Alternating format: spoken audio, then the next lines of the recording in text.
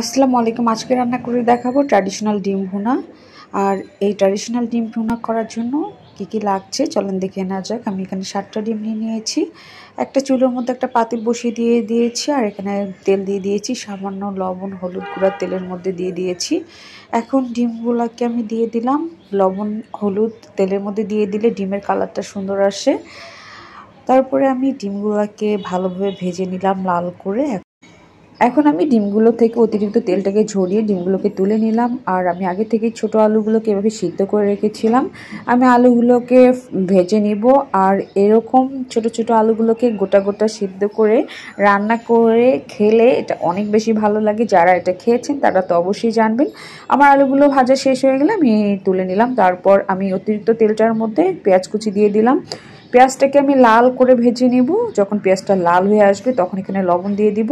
আর tomato থেকে 1.5 কাপের মতো দিয়ে দিব। টমেটোগুলোকে আমি কুচি কুচি করে কেটে দিয়েছি। ধনিয়া গুঁড়া মরিচ গুঁড়ো হলুদ গুঁড়া দিয়ে দিব। তারপর সবগুলোকে আমি ভুনিয়ে নিব 2 থেকে 3 মিনিটের মতো। এই মশলাটাকে যত বেশি কষানো হবে তত বেশি ভালো লাগবে। আদা বাটা রসুন বাটা দিয়ে দিব।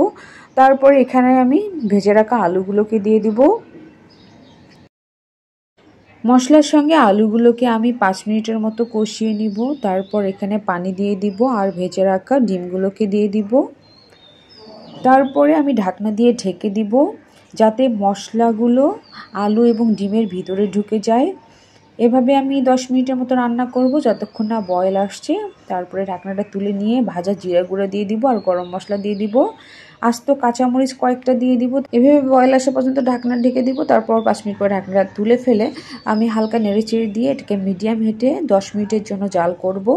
10 মিনিট পরে ঢাকনাটা তুলে ফেললাম আর আমার ঝোলটা কমে এসেছে, একটু মাখানো মাখানো হয়েছে। এখন আমি চুলাটা বন্ধ করে দিয়ে আমি এটাকে গরম গরম সার্ভ করব। কেমন লাগলো আমার আজকের রেসিপিটি অবশ্যই কমেন্ট করে জানাবেন।